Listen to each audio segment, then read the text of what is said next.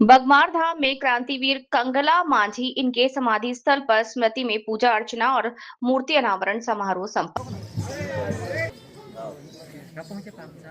Late आया थोड़ा सा, चालू की पूजा मिल गई मेरे को।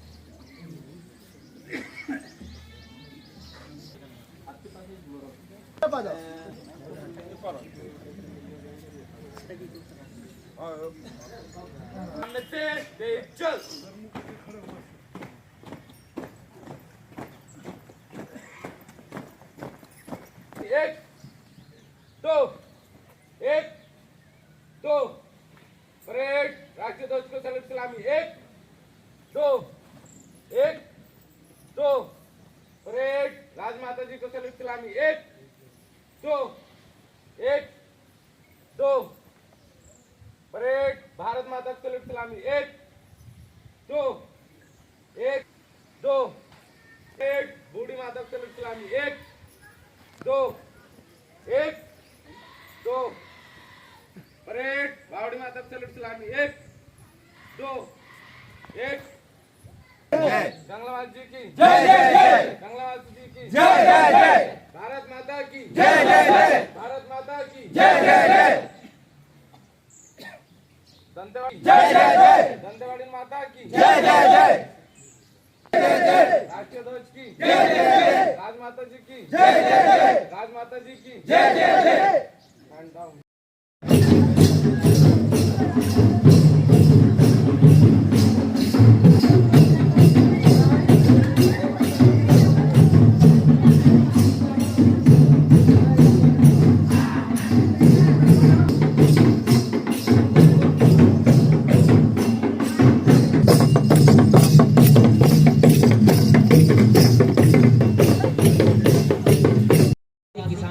संस्था के संस्थापक स्वर्गीय श्री हीरा सिंह देव आंगे उर्फ कंगला मांझी जी की 41वीं पुण्यतिथि के अवसर पर उनकी कर्म स्थली गौरव ग्राम बगमार मांझी धाम में एकत्रित हुए हैं।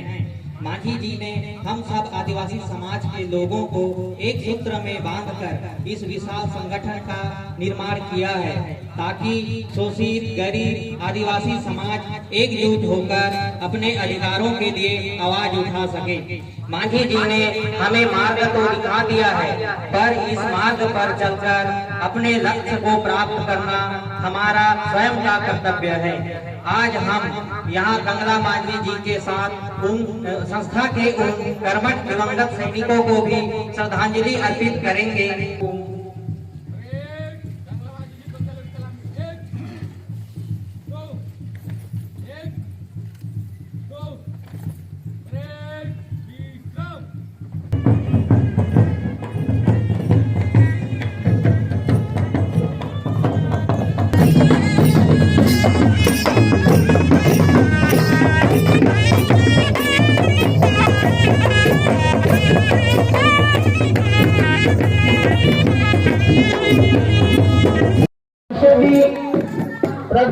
यहाँ खड़े करो, खड़े करो, यहाँ खड़े।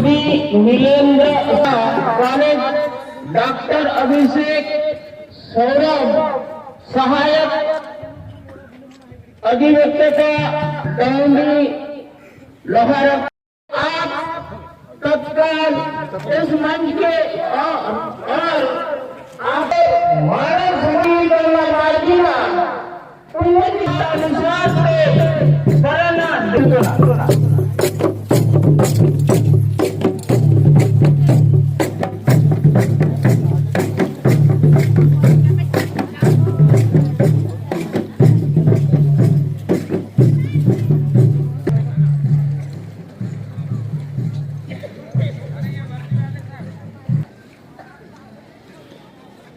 राजमाता जी साथ में हैं हमारे आज के कार्यक्रम के, और सभी आगंतुक अतिथियों से निवेदन है कि वे सभी मंचासीन होकर अपना स्थान ग्रहण करें और शांतिपूर्वक बैठ जाएं।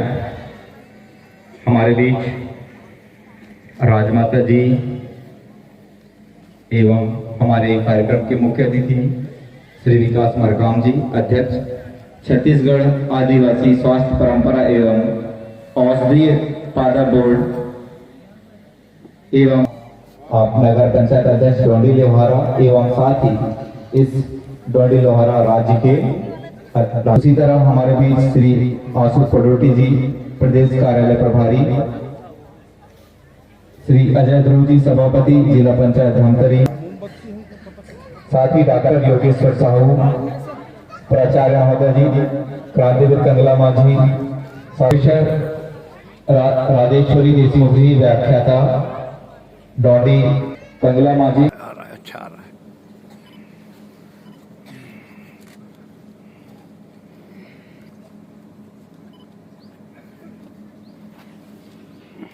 बोले क्रांतिवीर कंगला माझी जी की, बोले क्रांतिवीर कंगला माझी जी की, बोले माता की, बोले दंतेवाड़ी माता की, बोले छत्रपति। ठीक है। आज छेड़ने के बाद यहाँ पर आदिवासी के पास अब तक पीने का पानी नहीं मिल रहा है।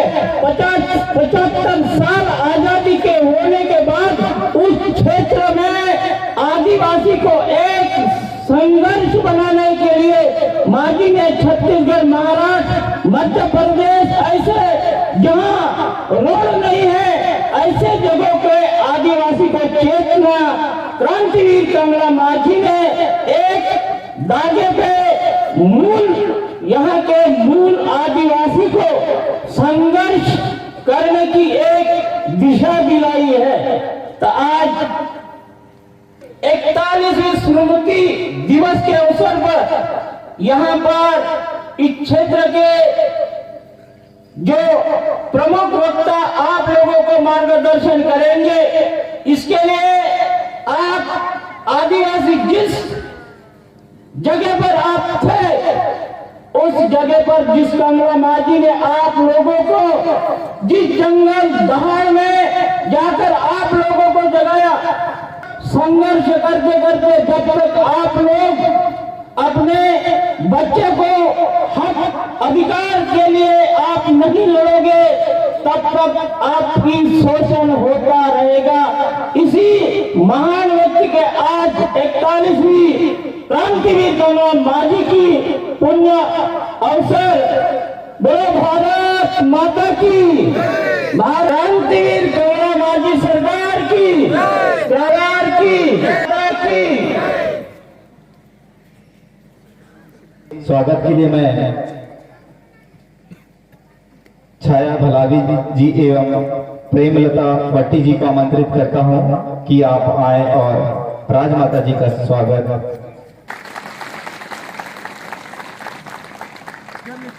करें।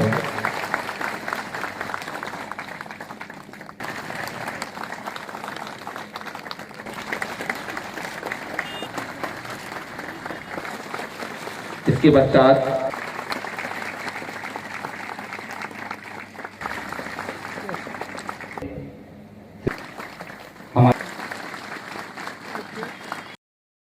वो हमारे आदिवासी समाज में है। हमारा आदिवासी समाज स्वतंत्रता पसंद समाज है। हम स्वतंत्रता स्वीकार नहीं करते, ये हमारे खून में है। स्वतंत्रता हमारा जन्मसिद्ध अधिकार है, ये हमारे खून में है।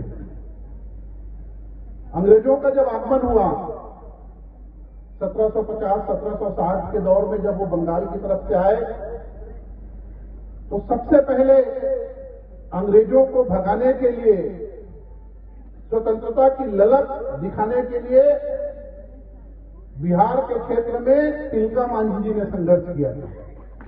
1773 के दौर में एक अंग्रेज कमिश्नर का उन्होंने वहां पर हत्या किया और उसके कारण बंगाल में उनको गिरफ्तार करके भागलपुर लाया गया और भागलपुर में सरेआम उनको फांसी दे दी। स्वतंत्रता की उस ललक को पाने के लिए ही हमारे बस्तर क्षेत्र में हमारे देवेंद्र महला जी बता रहे थे, लेकिन आधी बात बताया। तो उस स्वतंत्रता को पाने के लिए संघर्ष शहीद जैन सिंह जी ने किया। परलकोट के ये जल जंगल जमीन ये हमारी है। ये जंगल को संरक्षित करने का काम हमारे पूर्वजों ने पीढ़ी दर पीढ़ी किया है। 75 को 1825 को परलकोट में उनके राजमहल के सामने उनको फांसी दी थी। जैसे शव को उतारा गया और तोप में बांधकर उनको उड़ा दिया गया। अंग्रेज ये मैसेज देना चाहते थे कि अंग्रेज शासन के खिलाफ कोई दूसरा खड़ा ना हो सके। के प्रणेता शहीद गुंडा दोनों और अंग्रेजों ने उनके ऊपर गुंडा एक्ट लगाया। हमारे प्रणेता आदिवासी जननायक कंगला मांझी जी ने उनका साथ दिया। गुंडादुर को भी नेतानार में जगदलपुर के नजदीक वहां पर फांसी दी थी। वास्तव में हमको जो स्वतंत्रता मिली है, अंग्रेजों से जो छुटकारा मिला है, वो बिना खड़क और बिना ढाल के नहीं मिला। हमारे आदिवासी जननायकों ने लगातार संघर्ष किया और उस संघर्ष की बदौलत आज हमको आजादी मिली। देश जब तो भगवान बिरसा मुंडा जी का जो जन्म जयंती है, उस जन्म जयंती को जनजाति गौरव दिवस के रूप में घोषित किया गया। बरार में रहेंगे। उसके बाद हम 1956 में मध्य प्रदेश में आए। मध्य प्रदेश की राजधानी बताओ, मध्य प्रदेश बाद में राजा भूपत शाह के राज में भोपाल बने और बड़े ताल के निर्माण करे। बड़े ताल में आज भी जो राजमहल है वो हमारे गोंड साम्राज्य के निशानी है। इन जगह से राजा रापी थे। कौन बने इस जगह? रतनपुर के राजा वो बनाए गए।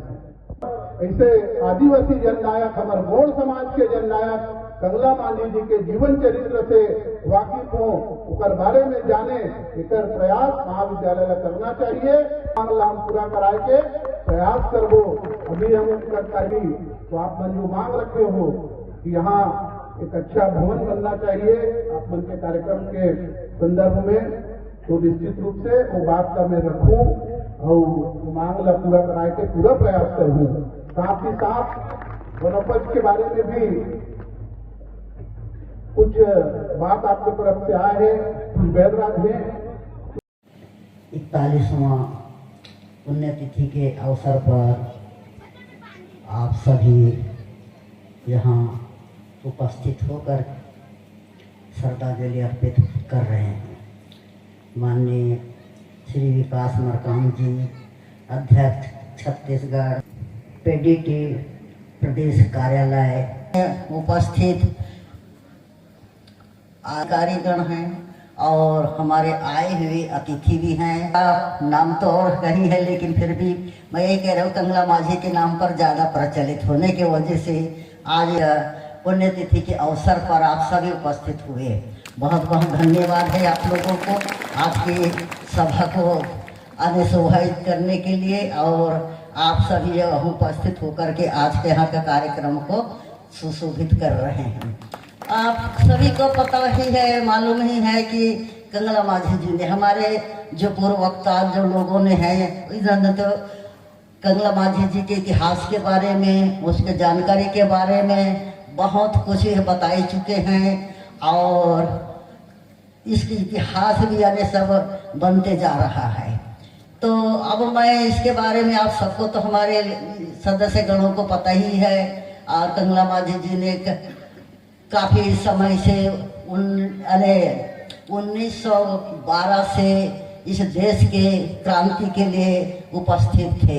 आज उन्होंने कई आंदोलन छेड़े, जैसा कि अंग्रेज सरकार के अमलदारी में उस समय में, जैसा किसानों के खेती जो था वहाँ जो पेड़ होता था, पेड़ को काटने का भी अनुमति नहीं देती थी।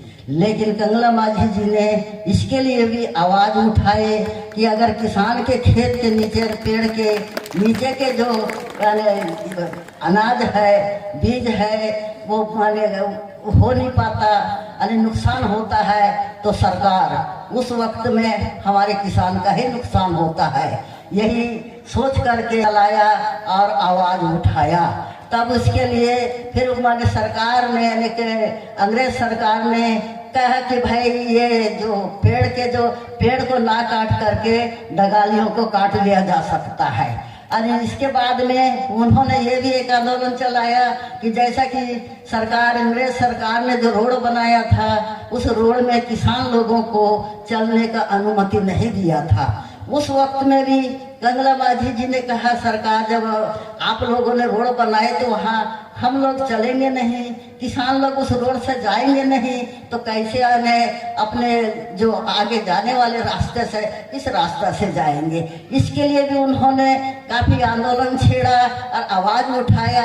तब इसके लिए भी यानी सरकार ने उसके लिए ऐसे छोटे छोटे अनेकों प्रकार के जो यानी आंदोलन थे, उन्होंने काफी समय से इस आंदोलन को चलाते आया और जरूर अपना ज़्यादा नहीं कर सका, लेकिन कुछ न कुछ बातों को तो सरकार ने मंजूरी भी किया और मंजूर करके आम रोड में चलने के भी उस वक्त में अनुमति दिया गया। का जल और जंगल जमीन के बारे में उन्होंने आवाज उठाए और आवाज उठा करके आंदोलन को छेड़ते रहे। तो जरूर उसके अनुसार आज आदिवासी लोगों को जंगल में रहने की भी अनुमति मिल गया। लेकिन अनुमति मिला जरूर, लेकिन वहाँ भी कई प्रकार के शोषण होते गया। इसके लिए भी आंदोलन कंगला माझी जी ने चलाते आया।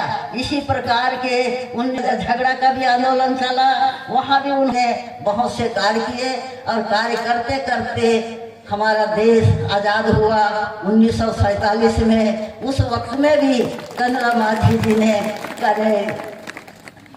वो संविधान जो बना 1949 में, उस वक्त में भी माझी जी और बाबा अम्बेडकर वगैरह जो थे, ये सभी करे कम से कम 284 लोगों का हस्ताक्षर के अनुसार आदिवासियों के कानून बना। आदिवासी लोगों के लिए आगे बढ़ने के उनका जो हक और अधिकार के लिए कानून बना संविधान में, उसी के अंतर्गत आज भी वो चलते आ रहा है, अभी लड़ते जा रहे हैं। हमारे जल है जंगल है, तो आज हम देश के अंदर के क्षेत्रों में जब दौरा करते हैं तो हर जगह समस्या यही आती है कि आदिवासी लोगों को जहाँ जहाँ जंगल में बैठे हैं तो जंगल के ऊपर में जो है अन्याय हो रहा है, उनके जो गाँव उजाड़ा जा रहा है, तो ऐसे ना करके हम अभी भी वही कह रहे हैं कि ना वो उनका जो मकान है, उनकी जो जीवन स्थिति है, चाहे वो लोग जंगल में बसे हैं, चाहे देहात में बसे हैं, मैदान में बसे होंगे,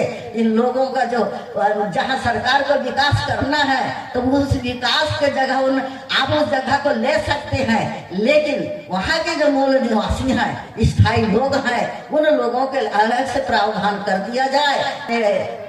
ये पास में ये सारे शिकायतें या आवेदन वहाँ तक के पहुँचाया जाता है, उन्हें उच्च स्तर पर शिक्षा दिया जाए।